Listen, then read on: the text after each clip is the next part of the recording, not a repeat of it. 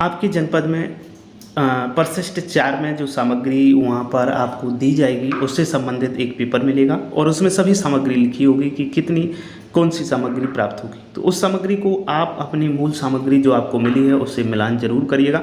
और कैसे मिलान करना है देखते हैं हम लोग इस वीडियो में। हेलो साथियों, नमस्कार। डेली गुरु यूट्यूब चैनल में आपका एक बार फिर से स्वागत है।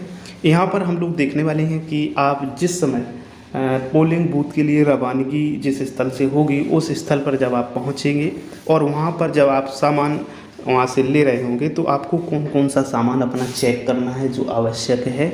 इतना सामान आपके झोले में यानी कि पीठासीन के झोले में होना अति आवश्यक है। ये वीडियो आप सभी के लिए आवश्यक है, चाहे वो आप किसी भी पद पर हो, फर्स्ट पे हो, सेकंड पे हो, थर्ड पे हो या पीठासीन हो, क्योंकि ये जानकारी सभी के पास होनी चाहिए। सबसे पहले इसका जो प्रारूप होता है प्रपत्र 41 का होता है, परिशिष्ट 4 के अंतर्गत आता है। और यहाँ पर त्रिस्तरीय पंचायत चुनाव अपेक्षित निर्वाचन सामग्री का विवरण एक मतदान टोली के लिए यहाँ पर दिया गया है। जनरली लगभग सभी बूथों पर 4 पदों के लिए चुनाव होना है, तो उनके लिए ये सामग्री दी गई है। तो देखते हैं 4 पद के लिए कौन कौन से पॉइंट हैं, किस सामग्री को आपको चेक करना है। सबसे पहले अमिट स्याही आपको 10 सीसी की 10 सीसी वाली आपको 2 मिलेंगे, तो इसकी जो संख्या होगी वो 2 होगी। दूसरा पॉइंट है पीठासीन अधिकारी के लिए धातु मुद्रा जिसके मेटल सील कहते हैं, जिससे आपको सीलिंग करनी है, वो आपको 1 मिलेगी। पेपर सील आपको 6 मिलेंगी। इसके बाद मतपत्र पर लगाने के लिए एरो क्रॉस मार्क रबर 4 मिलेगी। पुशर यानी कि मतपत्रों को पेटी में दबाने के लिए 1 मिलेगी, जो पटरी लंबी सी लोहे की होगी। और यहाँ पर चौथे नंबर पर जो आपको मार्क रबर स्टाम्प की बात की गई, तो ये जब मतदाता आएगा और बूथ में जाकर के अपने वोट को देगा यानी कि अपनी मोहर लगाएगा, तो वो मोहरें मिलेंगी आपको 4। उसी प्रकार पाँचवें कपड़े का थैला 1 मिलेगा, जिसमें ये सामग्री सभी होगी। 4 अदद कपड़े के थैले आपको मिल जाएंगे, क्योंकि पेटियों के लिए होंगे और उसके अतिरिक्त इसको सभी को रखने के लिए भी थैला मिलेगा। अब यहाँ पर ये चीज़ें ध्यान रखनी है कि कहीं कहीं हो सकता है कि एक ही पेटी में सभी वोट डलवाए जाएं, तो उस स्थिति में यहाँ पर आपकी जो पेपर सील है वो कम हो सकती हैं। तो वहाँ पर इसके साथ साथ एक आपको इसी प्रकार का परिशिष्ट 4 का प्रपत्र जो 41 का है वो भी आपको वहीं पर मिलेगा, तो उसी से आप अपना मिलान जरूर कर लीजिएगा। इसके बाद में चलते हैं मतपेटी मिलेगी आपको, वैसे 3 है, जहाँ पर 4 पदों के लिए होना है वहाँ पर 3 मिलने वाली हैं। किसी किसी ज़िले में अलग स्थिति हो सकती है, केवल 2 मतपेटियाँ मिलेंगी कि एक ही मतपेटी में सभी वोटों को डाला जाएगा, तो ये 2 भी मिल सकती हैं। तो अलग अलग स्थितियाँ बनेगी। यहाँ पर निर्वाचक नामावली की प्रतियाँ 5 जनपद स्तर पर तैयार की जाएगी और 5 भी कहीं मिल सकती हैं, कहीं पर आपको 3 भी मिल सकती हैं। तो इसको भी आप वहाँ पर जो परिशिष्ट 4 का एक कागज़ मिलेगा उससे आप मिलान करिएगा। मतपत्र आवश्यकता अनुसार जो मतपत्र हैं वहाँ की आवश्यकता अनुसार मतपत्र दिए जाएंगे और मतपत्रों को आप चेक कर लीजिएगा कि जो वोटर लिस्ट है आपकी उसमें संख्या कितनी है, उतने ही मतपत्र होने चाहिए हर हाल में सभी के। यानी कि जिला पंचायत सदस्य की मान के चलिए वोटर लिस्ट में 100 वोट हैं, तो 100 आपके मतपत्र जिला पंचायत सदस्य के होने चाहिए, 100 क्षेत्र पंचायत सदस्य के होने चाहिए और 100 आपके ग्राम प्रधान के होने चाहिए और 100 आपके ग्राम पंचायत सदस्य के भी होने चाहिए यदि वहाँ पर वोटिंग हो रही है आपकी पोलिंग पर।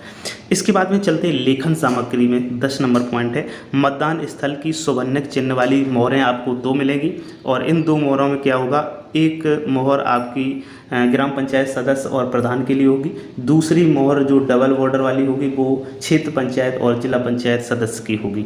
इसके बाद हम चलते हैं 11 नंबर पॉइंट की ओर।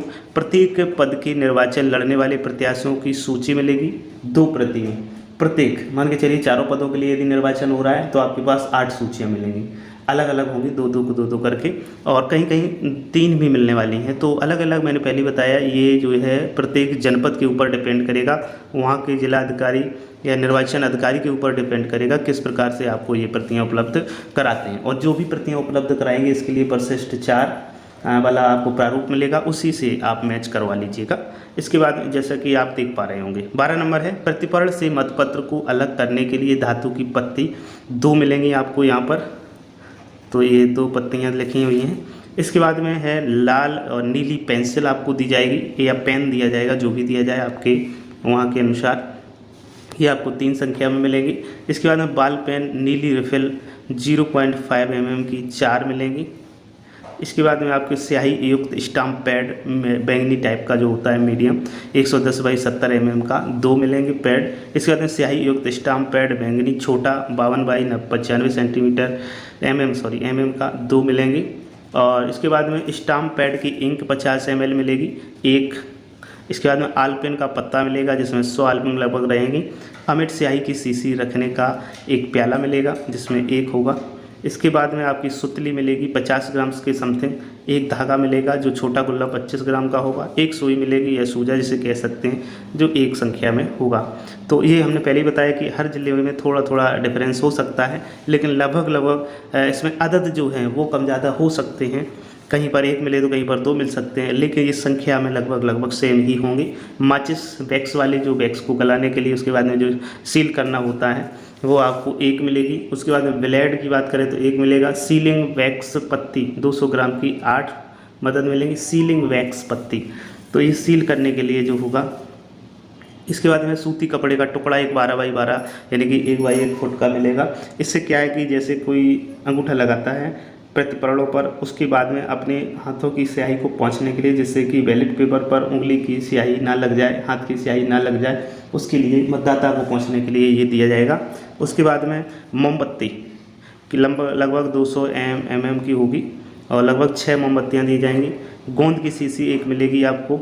इसके बाद में लचीला तार मिलेगा 1 गज लगभग। कॉटन डोरी मिल जाएगी 52 इंच की, प्रत्येक लगभग 4 मिलेंगी ऐसी। इसके बाद पैकिंग बासी पेपर कुल सीट 18 बाई 22 इंच होगा, 2 सीट लगभग मिलेंगी। इसके बाद सादा कागज़ आपको 4 दिए जाएंगे। इसके बाद कार्बन पेपर नीला 1 मिलेगा। पते की पर्ची आपको 8 दी जाएंगी। ये हम पहले बता चुके हैं कि जो अदद है इनकी संख्या है इनकी ये कम ज़्यादा हो सकती है, लेकिन जो मटेरियल है वो सभी होगा। इसके बाद में यहाँ पर है मतपेटी पर चिपकाने हेतु गमिंग स्टिकर। ये सदस्य क्षेत्र पंचायत के लिए 4 बाई 8 का 2 मिलेगा। और मतपेटी पर चिपकाने हेतु गमिंग स्टिकर सदस्य प्रधान ग्राम पंचायत का 4 बाई 8 का 2 मिलेंगे। तो यहाँ पर जो ये आपको स्टिकर की बात की गई है, मैंने पहले बताया, तो किस अलग अलग जनपद का अलग अलग हिसाब रहेगा। तो यहाँ पर जो अलग अलग यदि मतपेटी यूज की जा रही है तो 2 मिलेंगी, और यदि एक ही मतपेटी यूज की जा रही है जिसमें सभी वोट डाले जाएंगे, सभी बैलेट पेपर डाले जाएंगे वोट डाले मतदाता के द्वारा, तो वहाँ पर 1 ही मिलेगा। इसके बाद 37 नंबर पर चलते हैं। तो मतदान हेतु मतदाताओं की पहचान के संबंध में विकल्प वाली जो सीट होगी 17 विकल्प होंगे, 16 या 17 विकल्प होंगे, तो उसके लिए आपको 2 मिलेंगे। मतदाताओं के प्रवेश की पट्टी दफ्ती सहित 1 मिलेगी। मतदाताओं के निकास की पट्टी यानी कि जो एंट्री के लिए आपको बोर्ड लगाना है वहाँ पर और एग्जिट के लिए बोर्ड लगाना है वो आपको 1 मिल जाएगी। इसके बाद महिला पुरुष की पट्टी प्रत्येक 8 बाई 5 दफ्ती सहित 2 मिलेंगी, क्योंकि महिला और पुरुष की अलग अलग आपको लाइन बनवानी है। मतदान अधिकारियों के लिए बैच कार्ड सीट 3 बाई 2.5 5 मिलेंगी। उसके बाद में मतदान अभिकर्ता का बैच कार्ड सीट 3 बाई 2.5 ये आपको 25 मिलेंगे। पीठासीन अधिकारी के लिए बैच 1 मिलेगा। दफ्ती का टुकड़ा आपको 4 मिलेंगे। दफ्ती के टुकड़े एक 8 बाई 5 होगा, एक 11 बाई 3 होगा, ये 4 दोनों मिल जाएंगे। और इसके बाद में पत्र मुद्रा को मजबूत करने के लिए कार्डबोर्ड 6 मिलेंगे। धागे के साथ बंद करने के लिए मोटे कागज़ का टुकड़ा 10 मिलेंगे।